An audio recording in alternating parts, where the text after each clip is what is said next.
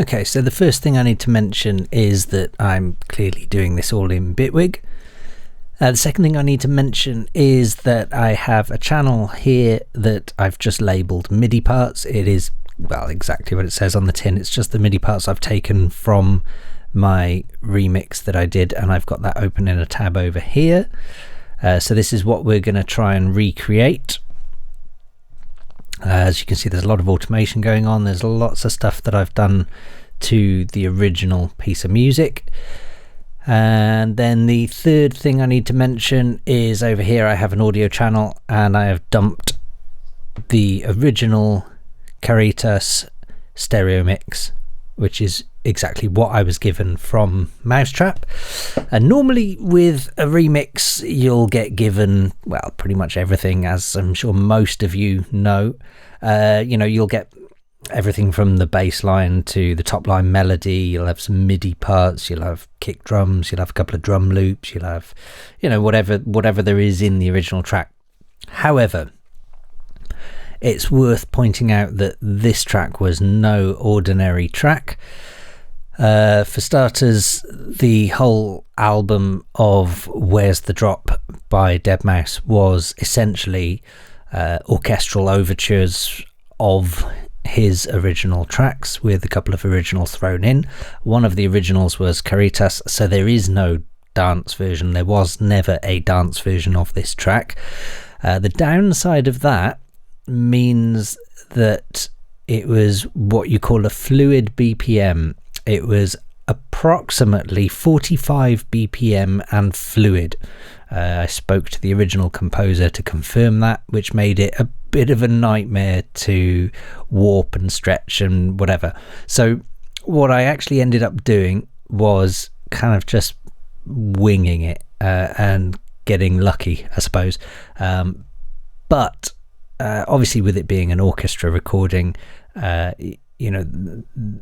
there were no stems to hand out. There were no kick drums or synths or whatever else.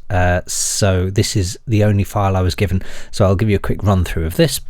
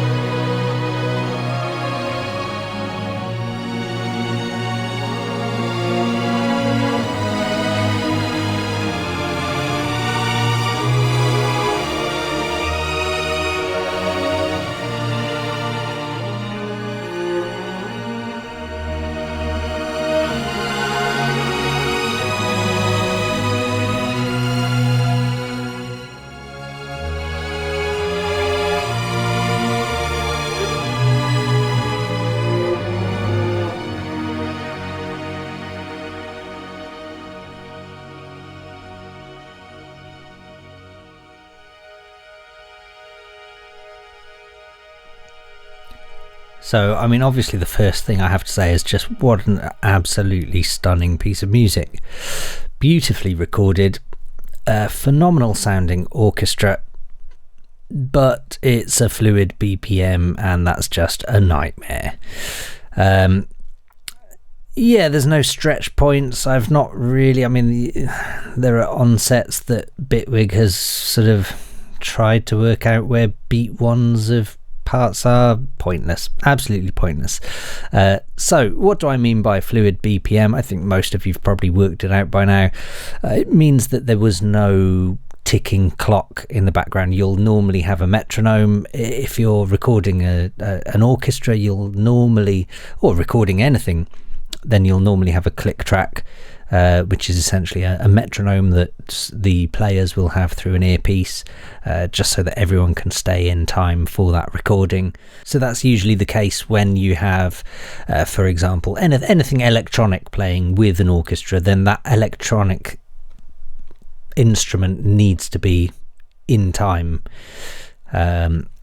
with the whole album Where's the Drop, there was usually, Joel was playing a synth or something along those lines somewhere underneath the orchestra, so everything had to be in sync, which would have meant having a click track. With this track in particular, there was no synth. I don't think Joel did anything with this track, so it was up to the orchestra to, they didn't bother having a metronome because there was no real need for one, which means that there's no real set BPM. The actual BPM, I'm told, was around 45 BPM, but as I say, there was no metronome, so if I play a metronome, finding beat one's almost impossible.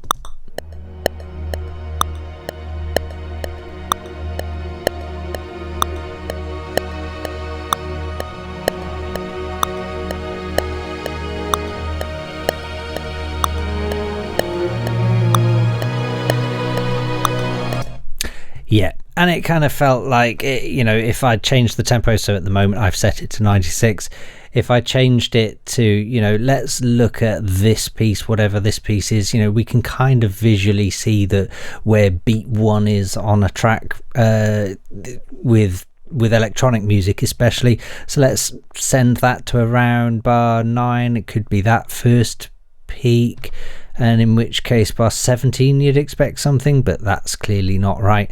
So okay, let's maybe go back to this bar 9 and set that second peak to be at the beginning of bar 9, and then where were we, 17? No, it's gone too far the other side. So this is kind of the point I'm trying to bring home here, is that because it's fluid, it became a bit of a nightmare, but actually it also meant that I had free rein to really do something different.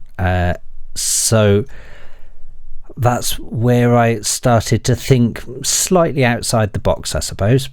So when you have a track like this and it is a fluid BPM, there's a few things you can do to kind of give it a sense of timing. The first thing I did was to drop an LFO filter on there. So let's have a look.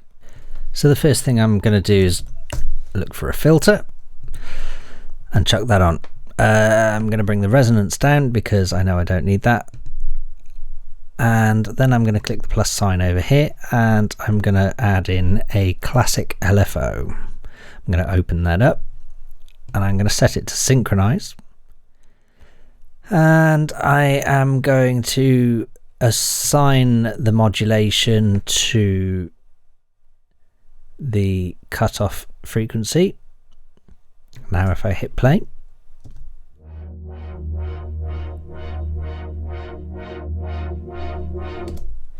and then maybe if I change this to 16th notes,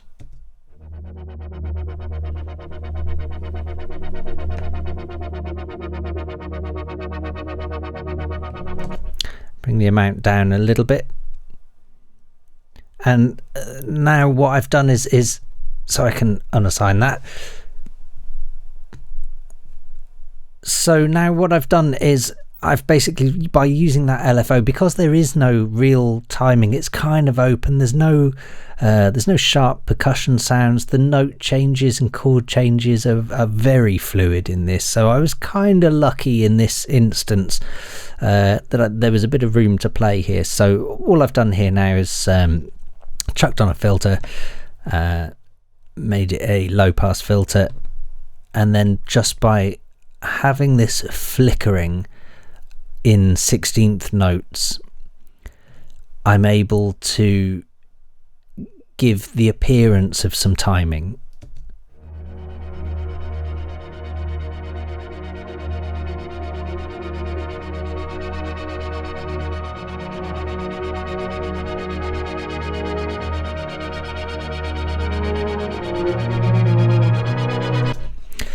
So now if I bring that metronome back in, as you remember all of 2 or 3 minutes ago when I played it with the metronome, you really couldn't, there was no sense of timing, there was no sense of what beat one would be or where a bar would sit or where even a note would apply. It just, none of it had any kind of sense of timing. Whereas now, just by adding in that, which again we'll tweak as we go along, but just by adding that, I kind of felt like that already just felt like it sat somewhere now. You can feel there's a BPM in there somewhere.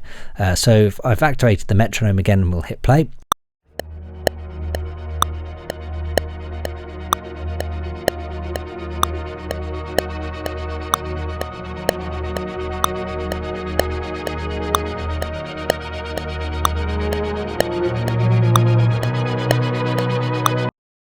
So again, it's not 100% accurate, it's certainly not foolproof, but it just allowed me to kind of just get a sense of timing in there, which is really just the starting point. So I'm going to deactivate that for now. In fact, I'm going to turn it down a little bit, the amount of this LFO, just for a second.